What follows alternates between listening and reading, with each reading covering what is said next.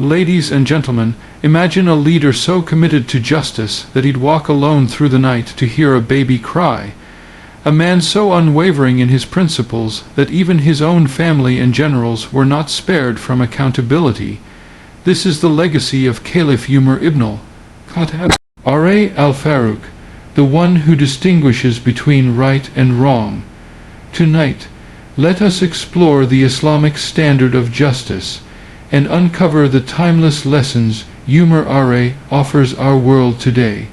One of the most striking features of Umar ibn Al-Khattab's leadership was his unwavering belief that no one is above the law, not even his own son or influential governors.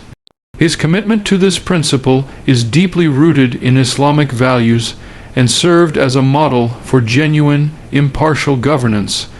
Flogging his son in Egypt during the Caliphate, Umar's son, Abd al-Rahman, was stationed in Egypt and committed the major sin of drinking alcohol. Despite the deeply personal nature of this case, Umar chose to act without favoritism, upholding Islamic law. After the violation was reported, Abd al-Rahman was brought before him, and Umar ordered the 80 lashes mandated by Sharia. This decision resonated deeply. It showed that even familial bonds do not override divine law. Importantly, Umar's motivation was rooted in compassion and spiritual accountability.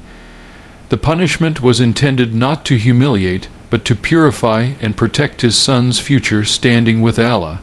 Notably, Abd al-Rahman lived for several months after the punishment, indicating it was administered humanely and justly. Punishing high-ranking officials, Umar extended the same rigor to government officials. A notable case is that of Qudama ibn Man, the governor of Bahrain. Accused of drinking alcohol, he was subjected to the same rule of law. Despite the severity of disciplining a governor, Umar ensured justice was served.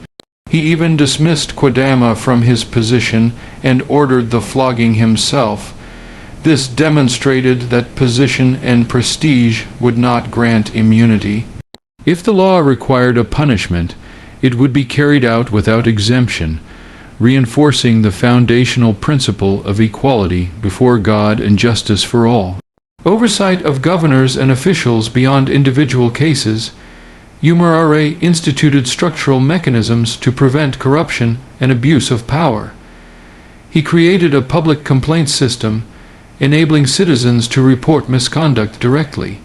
Governors and officials were not only expected to govern, but also held responsible through systematic oversight.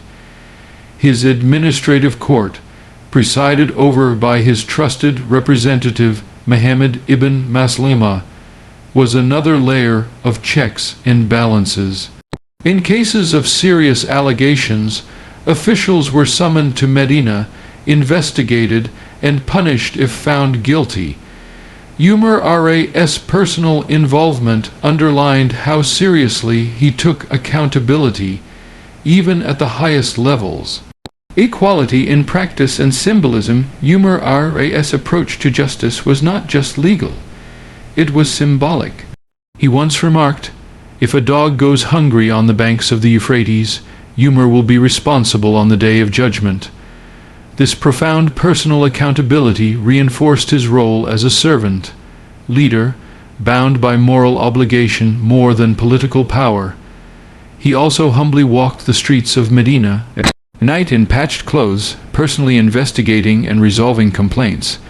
There, he demonstrated that rulers are accountable not only in courtrooms, but also in everyday life. Impact and modern lessons, Umar's model shows that true justice requires equal application of law, regardless of wealth or status. His actions laid the groundwork for mechanisms like ombudsmen and judicial review in modern governance. Leading with integrity, he emphasized that leaders are accountable both to people and to God. This legacy remains relevant today. Honest leadership that enforces laws impartially, listens to public grievances, and accepts scrutiny is essential for trust and stability in any society. Umar's example reminds us that power is best used to serve and protect, not privilege, and that moral authority is rooted in consistent justice for all. During Umar's RA rule, the concept of public responsibility transformed. As the Islamic State expanded, so did its obligations to all citizens, Muslim and non-Muslim alike. Umar established Bayt al-Mal, a centralized treasury in Medina designed not for royal gain, but as a public trust. It collected revenues, zakat, jizya, kharaj, and booty, and channeled them transparently into community welfare. Provincial records fed into the central treasury, ensuring accountability and uniform standards across his domain. From that pool, Umar launched multiple social support programs, described by many historians as the first real social security system. He introduced stipends for every demographic: men, women, children, even infants, the elderly, the disabled, orphans, widows, and even non-Muslims received their share. A detailed stipend register due and classified recipients by need and merit. Early Muslim converts and veterans of key battles received higher allowances. Others received a baseline benefit. The treatment of childbirth and child rearing was particularly progressive. Umar saw newborns as entitled to state support. He reportedly corrected a traditional stance by stating, "No child will ever be denied sustenance by the state," securing allowances from birth onward. Orphans, too, were integrated into the system under guardianship and receiving care, ensuring their welfare and education. Umar went further. He initiated pension-style stipends.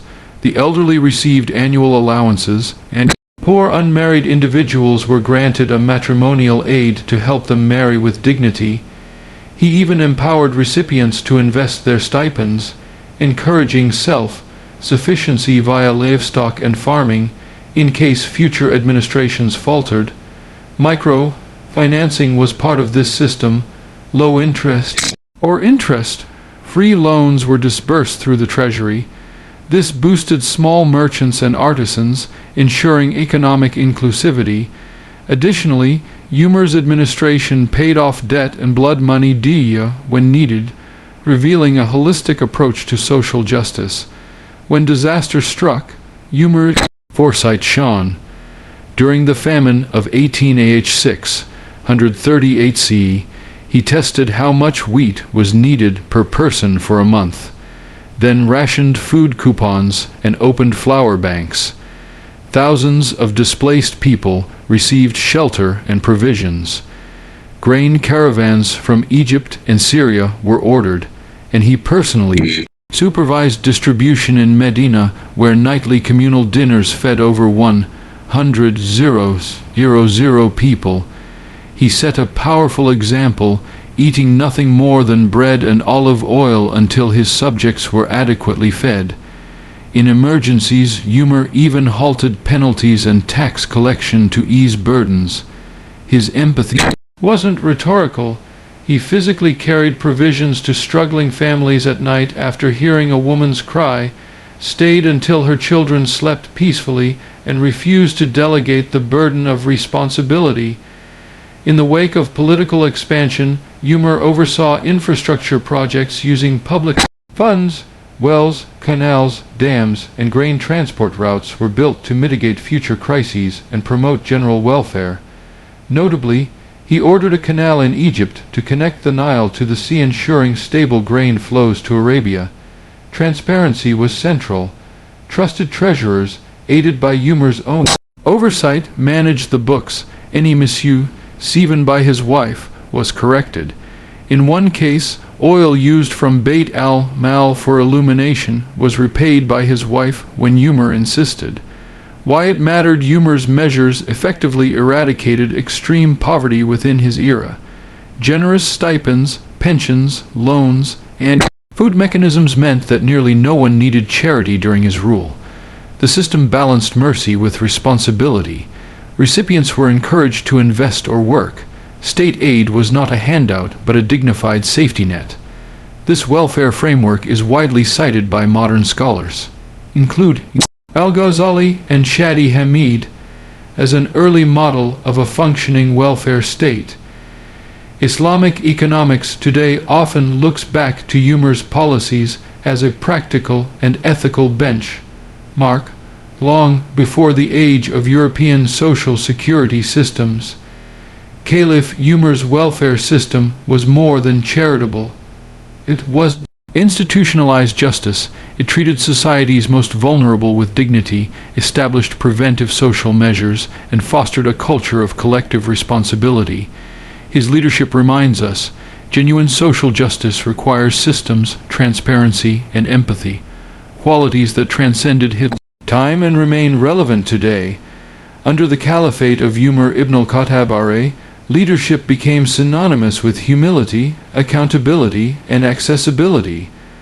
Far from adopting the trappings of power, he lived among his people, sharing their hardships and leading not from a throne, but from streets. Umar never sought prestige or luxury. He maintained a Spartan lifestyle, wearing tattered clothes and eating humble meals of bread, salt, onions, and olive oil. He chose to live in modest housing and refused to ride expensive horses or hire servants. Commentators note his deep contempt for pomp, stating that he ate rough food, slept on a mat, and lived in patched clothing even when governors and noblemen dressed in fine fabrics and rode Turkish steeds. With such simplicity, he modeled the principle that a leader serves rather than elevates himself above the governed. Even his salary came from the state, yet he maintained personal austerity and forbade his officials from taking welfare beyond what was justified. Beyond personal example, Umar enacted clear standards of behavior for his governors and high-ranking officials. Before assigning them duties, he issued written oaths prohibiting luxury. These officials swore not to ride fine horses, wear fine clothes, eat sifted flour, obstruct public access to their doors, or live in seclusion. Umar insisted they remain accessible to the people, ready to hear grievances and to respond with both compassion and justice. One vivid example of his humility and accessibility came through his nightly walks in Medina. He wandered the streets with only a servant, checking on the destitute, the sick, and troubled travelers. People often encountered the caliph at ground level, under a palm tree rest, in a mosque, or even cooking food. One such night he heard a baby crying in a tent by a traveler's camp. Learning the mother had begun early weaning due to ignorance of the allowance policy, Umar was deeply moved. He exclaimed, "Woe to Umar! How many Muslim children have I harmed by this decree?" This encounter led him to adjust policies, such as extending child support to infants, and demonstrated that governors must stay in touch with the lived reality of their citizens, acting swiftly to fix policies that fall short. Another powerful story recounts his encounter with a destitute woman, heating stones in water to distract her children from crying. Umar filled a sack with barley, rice, oil, money, and carried it himself through the night until the children fell asleep, cooking and sharing the food personally. Rather than send aids, he took the burden onto himself, an image of governance as direct service to the weakest among the people. This same ethic governed his approach to justice. Umar separated the judiciary from executive power, appointing judges cadis across his provinces and ensuring they were well paid yet detached from trade to preserve neutrality. They were instructed to treat everyone equally, rich or poor, Muslim or non-Muslim. During hearings, Umar reprimanded a judge who stood for him in court, telling him that the act was the first act of injustice to that woman, whose case was being heard. His insistence on judicial fairness became a hallmark of his administration and a foundation for the rule of law. Umar also institutionalized public accountability. He enforced an administrative complaints department, personally overseeing an investigation process led by Muhammad ibn Maslima. Allegations against governors were taken seriously. They were summoned to Medina, investigated with transparency, and punished if found guilty. To prevent illicit enrichment, governors had to declare their assets at appointment and again yearly. Any unexplained increase was confiscated, These mechanisms placed clear constraints on power and reinforced integrity. Umar's own words captured his vision. "If a mule stumbles on the bank of the Euphrates, I would have feared Allah asking me why I did not pave the way for it." This profound sense of duty extended to every being under his charge. He saw leadership as a divine trust, and this worldview permeated the structures he built. His governance extended not only to law but also to infrastructure. He established postal services, conducted censuses to ensure fair stipend distribution, and created garrison towns such as Basra, Kufa, and Fustat to balance civil and military needs. He built canals, wells, and mosques, expanding public services and ensuring long-term societal well-being. In sum, Umar's leadership rested on a triad: extreme personal humility, unwavering commitment to justice, and robust institutional frameworks. He removed barriers between ruler and ruled, set moral and legal standards for his entire administration, and created durable systems for transparency. Unlike many rulers of his era, or even today, his governance was not based on power projection, but on ethical service. His legacy echoes through history and modern governance models, showing that true leadership is reflected in how leaders walk among their people, shoulder their burdens, and remain accountable to every cry, be it audible in a crowded street or silent in the confines of a court.